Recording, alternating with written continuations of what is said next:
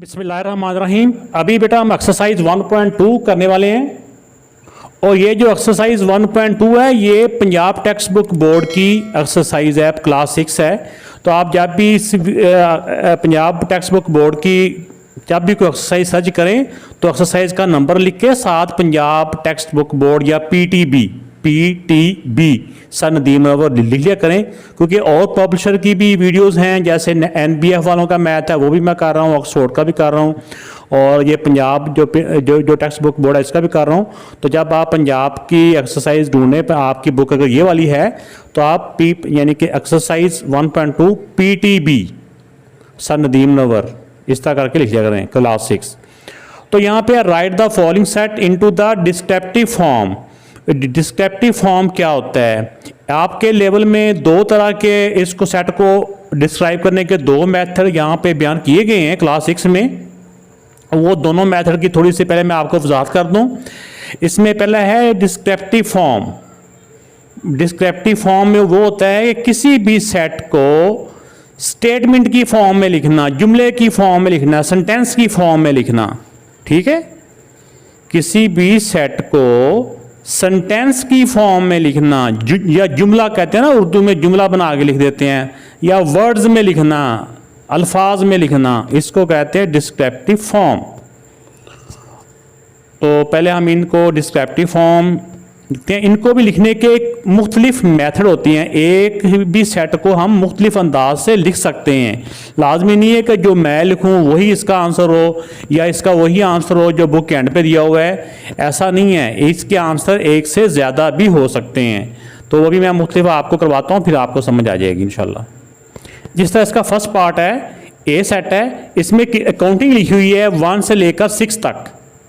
तो हम इसको मुख्तलिफ अंदाज में लिख सकते हैं। इसमें यह भी लिख सकते हैं सेट ऑफ 6 काउंटिंग नंबर्स, और जो काउंटिंग 1 से स्टार्ट होती है वो नेचुरल नंबर होते हैं। ऐसे भी हम लिख सकते हैं इसको set of first 6 natural number, set of first 6 natural number, इस तरह। और भी या सेट ऑफ काउंटिंग नंबर्स ऐसे भी लिख सकते हैं। तो जो आपके जहन में आता है वही आप इसको लिख दें।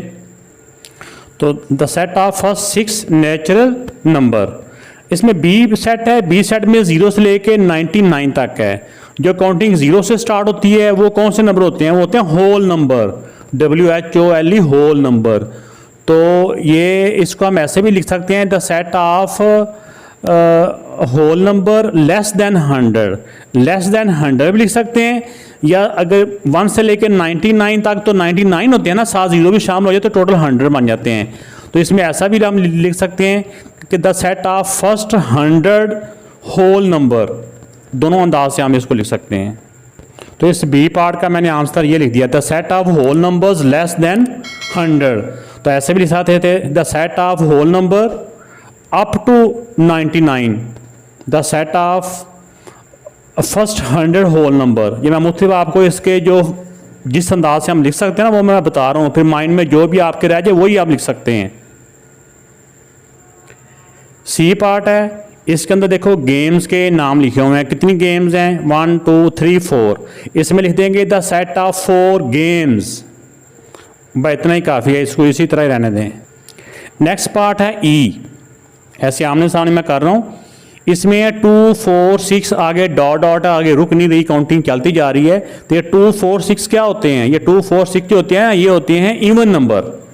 तो इसमें the set of even number. तो इसमें क्योंकि आगे इनकी तादाद लिखने की ज़रूरत नहीं है, क्योंकि आगे डॉट डॉट है, रुक नहीं रहे। तो अगर आगे डॉट डॉट हो तो फिर बस ऐसे ही the set of even number इस तरह से लिख दिया है, the set of all even numbers. Next F part है, potato, lady finger, carrots and brinjal. तो ये वेजिटेबल्स हैं, सब्जियां हैं। The set of 4 vegetables. तो इसके अंदर हमने जितनी सब्जियों की तादाद थी 4 थी, तो हमने इसलिए 4 लिख दिया। अगर कोई और होती तादाद 3 होती, 2 होती, 5 होती, तो वही हमने इनकी तादाद लिख देनी थी, कोई इसमें मुश्किल नहीं है। नेक्स्ट इसका एन पार्ट है। एन पार्ट में 1 2 3 आगे डॉट डॉट आगे सारी काउंटिंग है। तो जो 1 से नंबर स्टार्ट होते हैं वो नंबर क्या कहलाते हैं? जो काउंटिंग 1 से स्टार्ट होती है वो कहलाती है नेचुरल नंबर। जैसे इसका जो पहला क्वेश्चन था वो भी 1 2 3 से था। तो इसी तरह एन पार्ट है 1 2 3 अगर डॉट डॉट है तो ये सेट इसको कहेंगे the set of natural number. तो इसको हम set of all natural number भी लिख सकते हैं, या इसको द सेट ऑफ काउंटिंग भी लिख सकते हैं। जहाँ कहीं नंबर लिखे हुए हैं तो उसको हम अगर बिल्कुल कुछ समझ नहीं आ रही तो हम इसको सेट ऑफ काउंटिंग भी लिख सकते हैं, काउंटिंग नंबर्स भी लिख सकते हैं। तो नेक्स्ट पार्ट में जो स्टार्ट हो रहा है वो है 1 3 5। तो ये ऑड नंबर होते हैं, तो आगे इसका कोई एंडिंग पॉइंट नहीं है, आगे डॉट डॉट आ गया, मतलब चलते जा रहे हैं। तो इसमें हो जाएगा O the set of all odd numbers. तो ये इस तरह से मैंने लिख दिया the set of all odd numbers.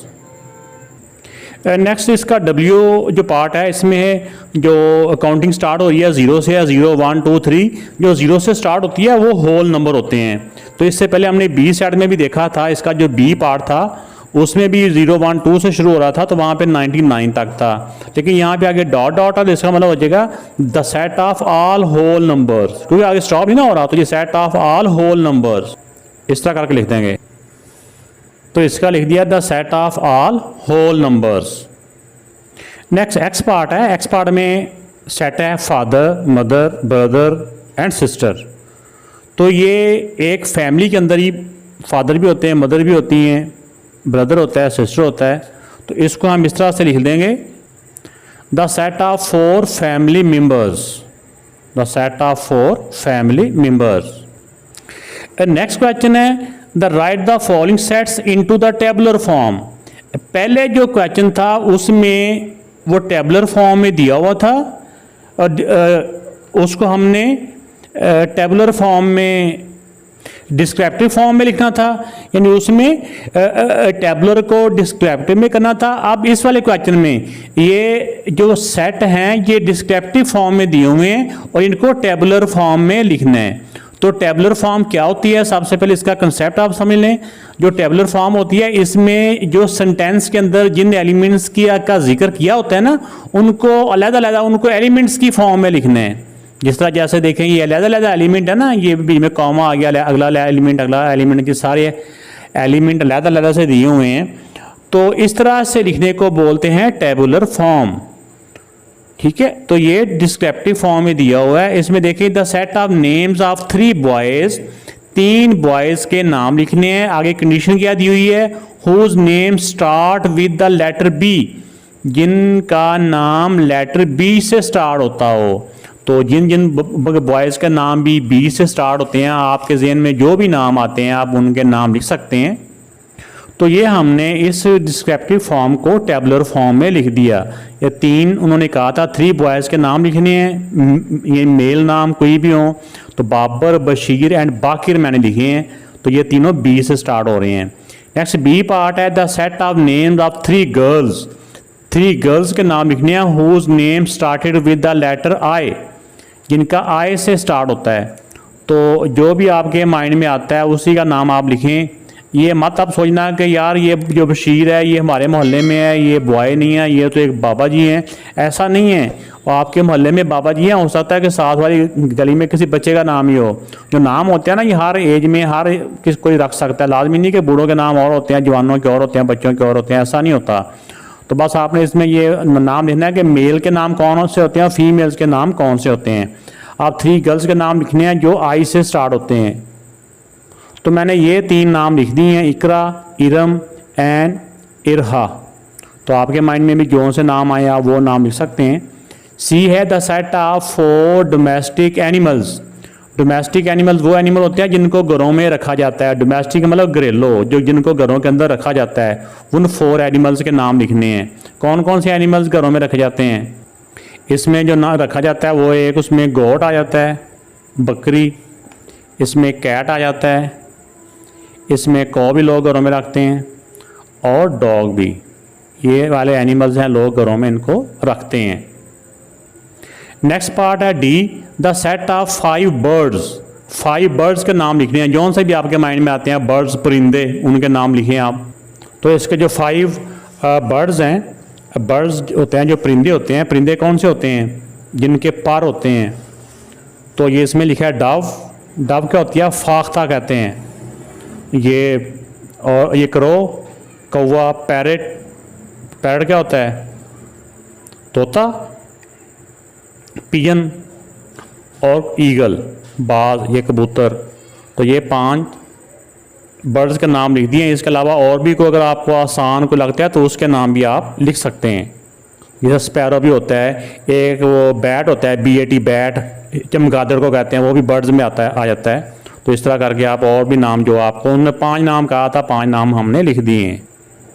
Next part है the set of 3 prime ministers of Pakistan. Pakistan के 3 प्राइम मिनिस्टर के नाम, जिनके नाम भी आपको याद हैं वही नाम आप लिख सकते हैं। तो पाकिस्तान के जो 3 वज़ीर आज़म जो गुज़रे हैं या हैं, उनके नाम मैंने लिख दिए हैं, इमरान खान, नवाज शरीफ, शहबाज शरीफ। तो ये इसलिए नाम मैंने लिख दिए हैं कि ये फेमस हैं, आजकल के बच्चों को इनके नाम बच्चों ने सुने हुए हैं। ये 2 तो बच्चों के दौर के ही हैं, ये शायद बच्चों से पहले हो, ये वाला पहले हो, ये अभी भी हैं, ये हैं।